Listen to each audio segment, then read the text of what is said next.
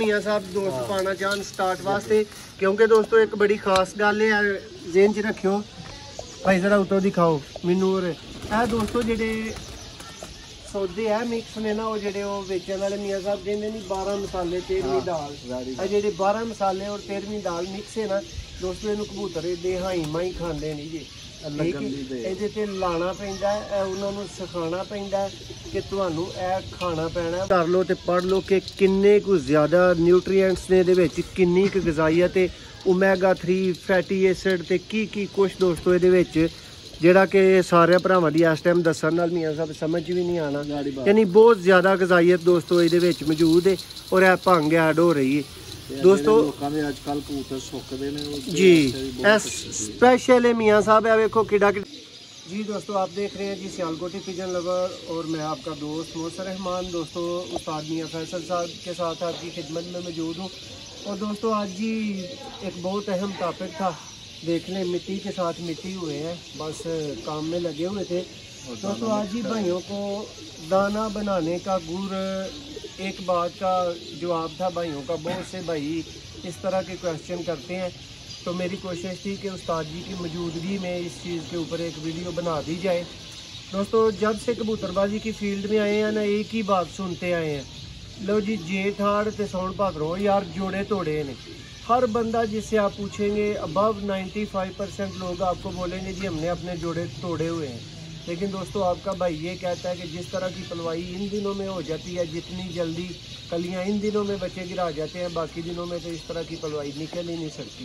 तो आपको दोस्तों आज ऐसा दाना बताएंगे, ऐसा गुड़ बताएंगे जिससे 42 से शुरू करके 46 टेम्परेचर तक, या दोस्तों इस तरह के स्पेशली बरसात के मौसम के अंदर आप अपने कबूतरों को वेल क्वालिफाइड दाना डाल सकते हैं।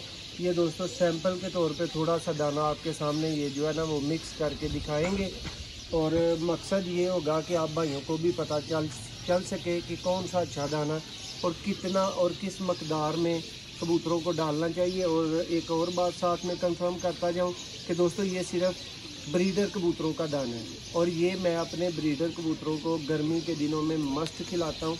इसके अंदर कुछ चीज़ें ऐड नहीं होंगी, इसमें गंदम आपको नज़र नहीं आएगी। आप थोड़े से हैरान हो सकते हैं मे बी कि आपको चनी नज़र ना आए, ठीक है, आप थोड़े से हैरान हो सकते हैं दोस्तों, उसका भी बताएंगे जी। मियाँ साहब ज़रा तारफ़ देना शुरू कर दो भरावां नूं, एक एक चीज़ खोल दे जाओ जी। मौसम भाई है मसड़ जे साबत दोस्तों मशहूर ने, ठीक है दोस्तों। जेडे भज के भरावां ने गरम शर्म कहना ना, उन्होंने चीज़ों को मैं नहीं मानता भाई, मैं नहीं मानता। दोस्तों साबत माँ, है दोस्तों एक स्पेसिफिक मकदार, सिर्फ ए वेखो धोते मावा की दाल दोस्तों आ गई, ठीक है। नैक्सट दोस्तों चनिया की दोस्तों दाल समझ लो तुहाडे एक एक तोड़े विच 2-2.5 किलो पै सकती है, ठीक है। इस तो भी कम मियाँ साहब दोस्त पाना चाहन स्टार्ट वास्ते, क्योंकि दोस्तों एक बड़ी खास गल है जेन च रखियो भाई, जरा उतो दिखाओ मैनू। और दोस्तों जेडे सौदे है मिक्स ने ना, वो जेडे वो बेचने वाले मियाँ साहब कहते नहीं 12 मसाले 13वीं दाल, जेडे 12 मसाले और 13वीं दाल मिक्स है ना दोस्तों, इनू कबूतर एडे हाई माई खाते नहीं जी। ये लाना पैंदा है, उन्होंने सिखाना पैंदा है कि तुहानू ए खाना पैना, वरना इस दाल का कह लो कि इंज ही है जिवें कुछ भरावां गोभी नाल हुंदा है ना, ये वही हिसाब कबूतरां दा भी हुंदा दोस्तों, इन्हां दे लाना पैंदा है।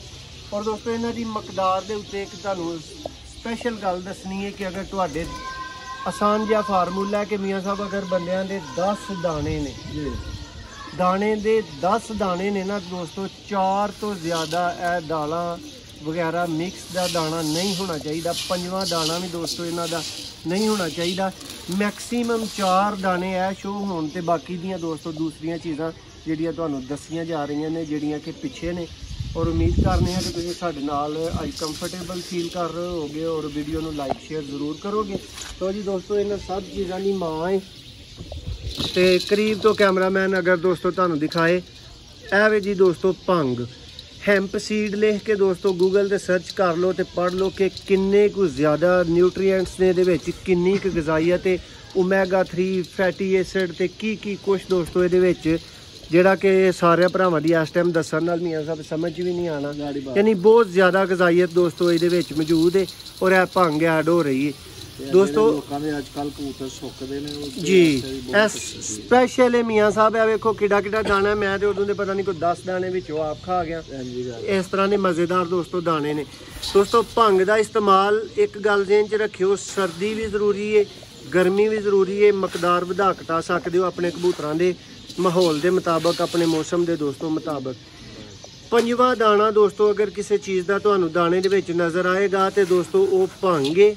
ਇਸ ਤੋਂ ਬਾਅਦ ਦੋਸਤੋ ਜਿਹੜੀ ਵੱਡੀ ਮਕਦਾਰ ਵਾਲੀ ਇੱਕ ਚੀਜ਼ ਹੈ ਉਹ ਦੋਸਤੋ ਆ ਬਾਜਰਾ ਹੈ।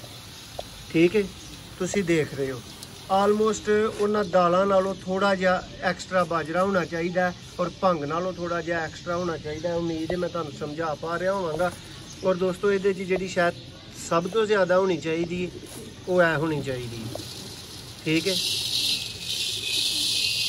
ਸਰਸੋਂ। ਲਓ ਜੀ ਦੋਸਤੋ ਇਹ ਸਰਸੋਂ ਹੈ ਭਰਾਵਾਂ ਵਾਸਤੇ ਦੋਸਤੋ। ਜ਼ਿਆਦਾ ਮਕਦਾਰ ਸਰਸੋਂ ਦੀ ਜਿਹੜੀ ਹੈ ਸੁਣਨ 'ਚ ਵੀ ਆਇਆ, ਜ਼ਮਾਨ 'ਚ ਵੀ ਆਇਆ, ਸਭ ਕੁਝ 'ਚ ਆਇਆ ਕਿ ਥੋੜਾ ਜਿਹਾ ਜਿਹੜਾ ਨਾ ਕਬੂਤਰਾਂ ਦਾ ਉਹ ਕਹਿ ਲਓ ਨਜ਼ਲਾ ਜ਼ੁਕਾਮ ਗਲਾ ਖਾਂਸੀ ਇਸ ਤਰ੍ਹਾਂ ਦਾ ਇਸ਼ੂ ਬਣ ਸਕਦਾ ਇਹਦੇ ਨਾਲ, ਮਕਈ ਦੇ ਨਾਲ। ਲੇਕਿਨ ਦੋਸਤੋ ਮੇਰੇ ਐਕਸਪੀਰੀਅੰਸ ਇਹ ਵੇ ਕਿ ਜਿੰਨੇ ਬਿਹਤਰੀਨ ਦੂਸਰੇ ਦਾਣੇ ਨਾਲ ਮੈਂ ਮਿਕਸ ਕਰਨਾ, ਮੈਂ ਬਣਾਉਣਾ, ਅੱਲਾ ਦਾ ਖਾਸ ਸ਼ੁਕਰ ਹੈ ਕਿ ਦੋਸਤੋ ਮੈਨੂੰ ਕੋਈ ਇਸ ਤਰ੍ਹਾਂ ਦੀ ਤਕਲੀਫ ਇਹਦੇ 'ਚ ਨਹੀਂ ਪਹੁੰਚਦੀ।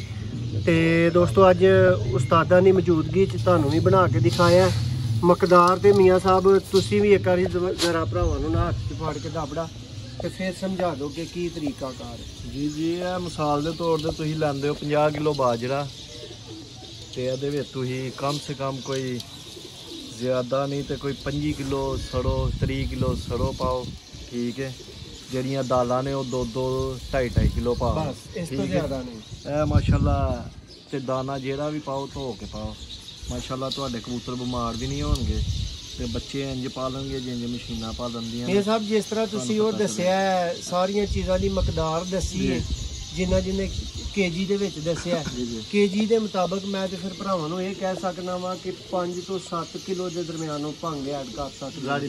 ਠੀਕ ਹੈ, ਜਿੰਨੀ ਦੋਸਤੋ ਤੁਹਾਡੇ ਮੌਸਮ ਦੇ ਮੁਤਾਬਕ ਤੁਹਾਡੇ ਕਬੂਤਰ ਜਰਦੇ ਹੋਣ, ਬਿਹਤਰ ਸਮਝਦੇ ਹੋਣ, ਥੋੜਾ ਪਾ ਕੇ ਵੀ ਦੇਖੋ ਦੋਸਤੋ ਕਿਸੇ ਚੀਜ਼ ਨੂੰ ਕੋਸ਼ਿਸ਼ ਕਰੋ ਦਾਣਾ ਧੋ ਕੇ ਪਾਓ। ਦਾਣਾ ਦੋਸਤੋ ਸਭ ਤਰ੍ਹਾਂ ਦਾ ਧੋ ਕੇ ਪਾਓ ਤੁਹਾਡੇ ਧੋ ਕੇ ਦਾਣੇ ਵਰਗੀ ਦੋਸਤੋ ਕੋਈ ਬਰਕਤ ਨਹੀਂ ਜੇ, ਇਹਦੇ ਵਰਗੀ ਕੋਈ ਅੱਛੀ ਗੱਲ ਨਹੀਂ। ਔਰ ਦੋਸਤੋ ਇਹ ਭੰਗ ਤੁਸੀਂ ਕੱਲੀ ਪਾਓ ਜਾਂ ਬੇਸ਼ੱਕ ਤੁਹਾਡਾ ਦਿਲ ਮੰਨੇ ਤੇ ਦਾਣੇ ਦੇ ਵਿੱਚ ਮਿਕਸਚਰ ਪਾਓ, ਲੇਕਿਨ ਇਹ ਬਹੁਤ ਅੱਛਾ ਦੋਸਤੋ। ਅਗਰ ਤੁਸੀਂ ਜ਼ਿਆਦਾ ਇੰਨਾ ਫੋਰਸ ਨਹੀਂ ਕਰ ਸਕਦੇ, ਸੁਬਾਹ ਨਾਸ਼ਤੇ ਦੇ ਟਾਈਮ ਇਹ ਦਾਣਾ ਪਾ ਲਓ।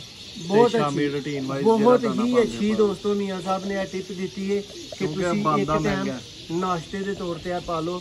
ਇਹ ਬਣਦਾ ਮਹਿੰਗਾ, ਇਹਦੇ 'ਚ ਚੀਜ਼ਾਂ ਜ਼ਿਆਦਾ ਨੇ, ਇਨਸਾਨੀ ਦੋਸਤੋ ਚੀਜ਼ਾਂ ਜਿਹੜੀਆਂ ਮਹਿੰਗੀਆਂ ਨੇ ਉਹ ਇਸਤੇਮਾਲ ਹੋਈਆਂ। ਉਮੀਦ ਕਰਨੇ ਆ ਕਿ ਭਰਾਵਾਂ ਨੇ ਅੱਜ ਦੀ ਸਾਡੀ ਇਸ ਵੀਡੀਓ ਨੂੰ ਇਨਫੋਰਮੇਟਿਵ ਮੰਨਿਆ ਨਹੀਂ ਹੋਏਗਾ, ਚੰਗੀ ਲੱਗੀ ਵੀ ਹੋਏਗੀ। ਆਪਣੀ ਕੀਮਤੀ ਰਾਏ ਦਾ ਇਜ਼ਹਾਰ ਤੁਸੀਂ ਕਮੈਂਟਸ ਦੇ ਵਿੱਚ ਜ਼ਰੂਰ ਕਰਿਓ। ਇਹਨਾਂ ਚੀਜ਼ਾਂ ਨੂੰ ਪਾ ਕੇ ਅਗਰ ਤੁਹਾਨੂੰ ਕੋਈ ਫਾਇਦਾ ਨੁਕਸਾਨ ਹੋ ਸਕਿਆ ਅੱਜ ਤੋਂ ਪਹਿਲਾਂ ਤੇ ਤੁਸੀਂ ਸਾਡੀ ਇਨਫੋਰਮੇਸ਼ਨ 'ਚ ਇਜ਼ਾਫਾ ਕਰਨ ਵਾਸਤੇ ਕਮੈਂਟਸ 'ਚ ਲਾਜ਼ਮੀ ਦੱਸਿਓ। ਮੈਂ ਔਰ ਮੀਆਂ ਫੈਸਲ ਸਾਹਿਬ ਦੋਸਤੋ ਤੁਹਾਡੇ ਕੋਲ ਇਜਾਜ਼ਤ ਚਾਹਾਂਗੇ। ਬਹੁਤ ਸ਼ੁਕਰੀਆ।